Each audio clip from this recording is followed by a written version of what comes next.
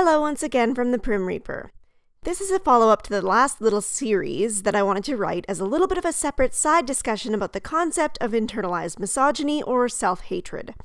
I wanted to add this on to the end of my last video, but I didn't because I not only felt that it would make the last video too long, but I thought that it would make a compelling enough discussion in itself. Full disclosure in advance, the month of July has kicked my butt in terms of other commitments, which is why it's taken me so long to get this video out. Furthermore, in order to get this one out as quickly as possible, it'll be a little less visually interesting this time around. I'll be trying to get back into a normal schedule for August, but in the meantime, I didn't want to leave you all hanging, so without further ado, I got a comment from someone on one of my videos a little while ago, essentially berating me for minimizing women's oppression and culminating in the closing statement, "You sound self-hating." Now, putting aside the fact that I feel I have a perfectly healthy sensibility about myself, and feel quite the contrary to self-hating, I decided to give this comment a little more thought than it ever reasonably deserved, and decided that I would delve into a little more of the general research around the topic of self-hatred. I know that I've been covering several highly dubious examples of sexism and internalized sexism in my last several videos, but if I'm being perfectly honest, I feel like this internalized sexism inventory I've been taking potshots at is a little bit more on the low-brow, low-hanging fruit side. So this one, I felt that I would elevate the discussion to using an actual peer-reviewed study, examining the topic in a little more detail. Believe you me, I ran into a lot of different studies talking about different forms of self-hatred. A lot of them were talking about more specific types, including internalized homophobia, which is a totally different duck that I'm not even going to touch today, internalized racism, same thing, and internalized anti-Semitism. But what I really wanted to focus on was the good old-fashioned chestnut of women hating themselves strictly for being women, which was surprisingly a lot more difficult to find than I thought it would be. I found really only one article that was worth exploring in greater detail, and I am using the word worth liberally here, make no mistake about that, so I'll spare no time and get right into it. Now, for the purposes of this discussion, the thing that I was most concerned with was in finding how this article operationalized the term internalized hatred or internalized misogyny. That is, I wanted to know the working definition that it used to qualify a woman's supposed self-hatred. The article, titled "Internalized Misogyny as a Moderator of the Link Between Sexist Events and Women's Psychological Distress," begins in a predictable fashion. According to feminist therapy theory, the personal is political.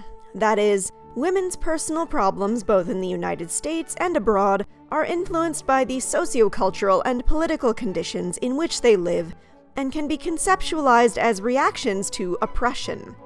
Because women, both in the United States and abroad, often live in patriarchal cultures, many women are exposed to various forms of sexism that come from a variety of places, including the media, religious institutions, political and legal systems, places of work, and familial and interpersonal relationships.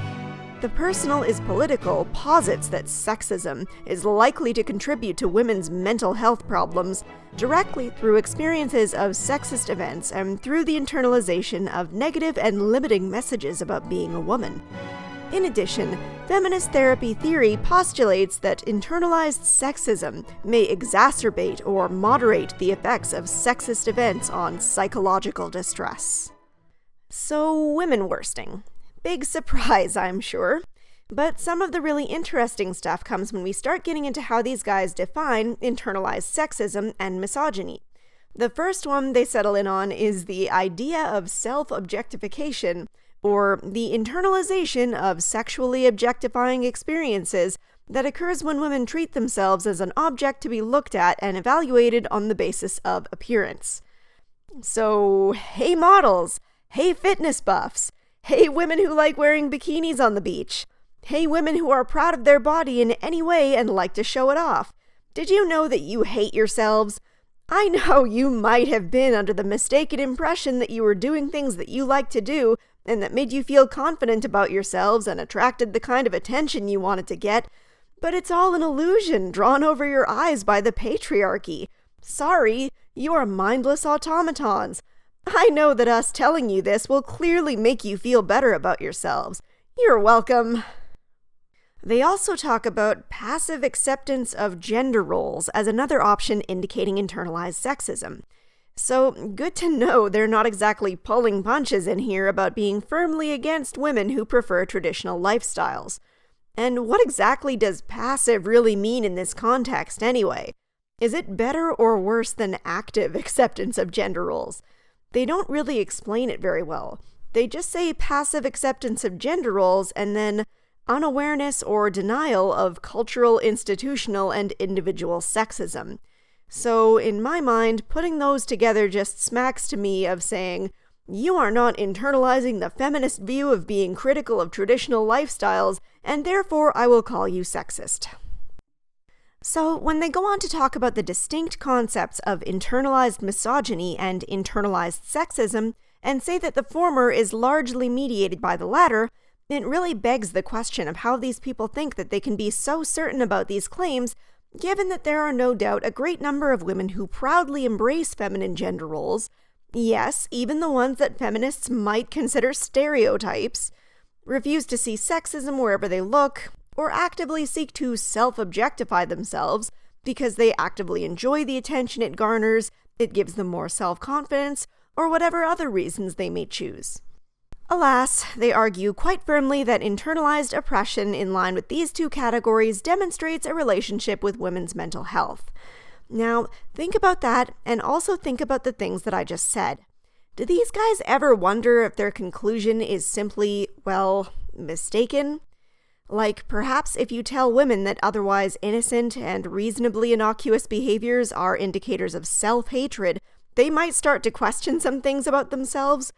Or if you tell women at all times that they are not only being victimized by an all-powerful force in society that even a century of feminism has somehow not been able to reverse, but that they are also victims of themselves because their behaviors aren't truly their own, that they might begin suffering some mental health consequences as a result. Get out of here with all those plausible alternative theories, Prim. We've got a narrative to spin here. Anyway, moving on. They go on to state their hypotheses as follows. Hypothesis 1. Internalized misogyny will be significantly correlated with self-objectification and passive acceptance. Hypothesis 2. Sexist events and internalized misogyny will be significantly correlated with psychological distress. Hypothesis 3.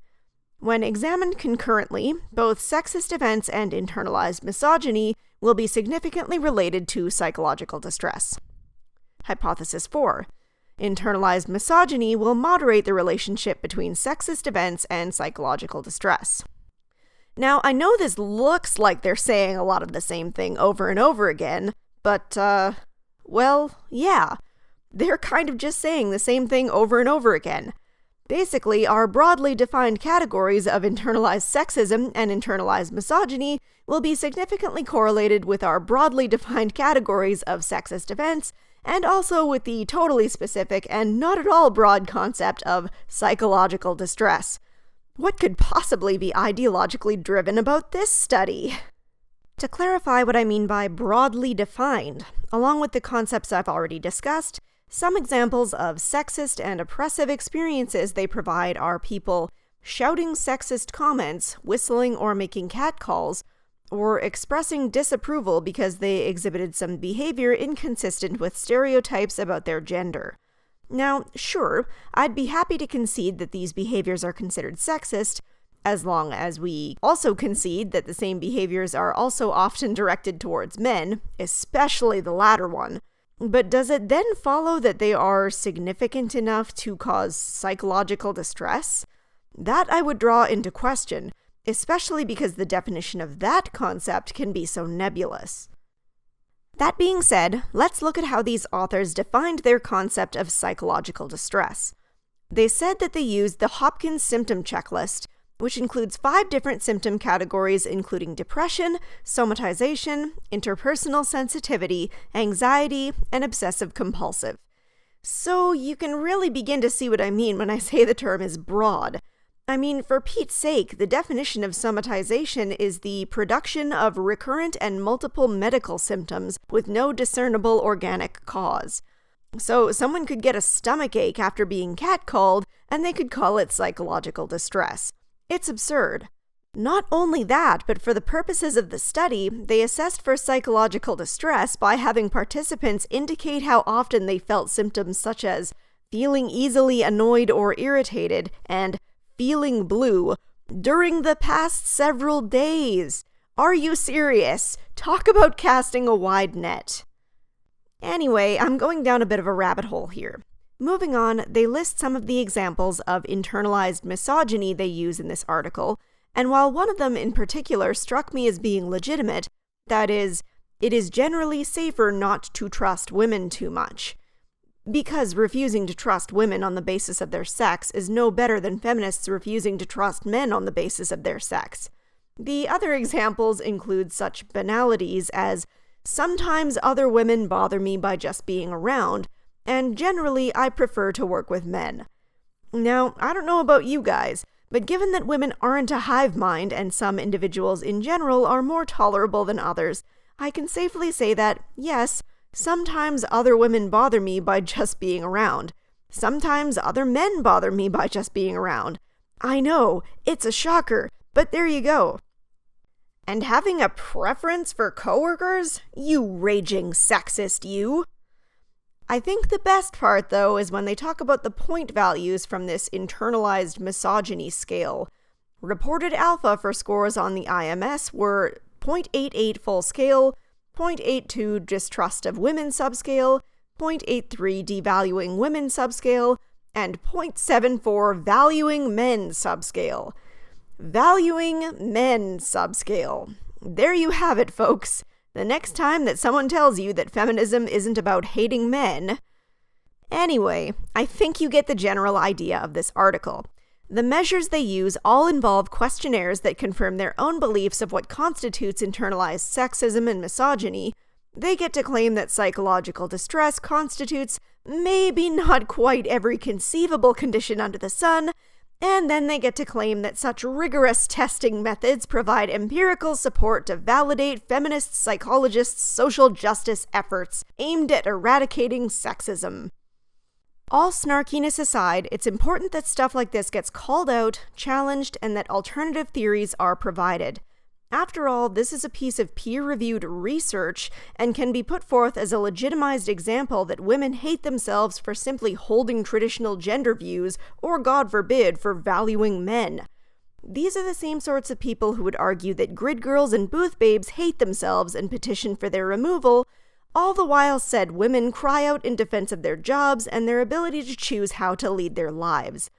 They only respect a certain kind of woman that aligns with their view of what a proper woman should be, and they have all kinds of names and terms for women who don't, self-hating being one of them. These guys don't have the slightest idea of what actual self-hatred looks like. When a person is self-hating, they are often highly critical of themselves, feel like failures in life, feel as though there is no way they can improve themselves, feel like they're a burden on others, and sadly will often contemplate and even attempt suicide. This is hardly an uncommon experience for people, men and women alike, but you might notice that this description fails to align with the descriptions from papers like this one. If the aforementioned commenter that inspired this video looks at what I'm doing and says that I'm self-hating, this description no doubt fails to align with their view as well. After all, if in order to be self-hating all I need to do is believe that men are valuable and that women aren't victims of everything, then I'm self-hating as hell, darling. It's kind of a misuse of the word hate, though, don't you think? Thanks for watching, and I hope to see you all in the next one.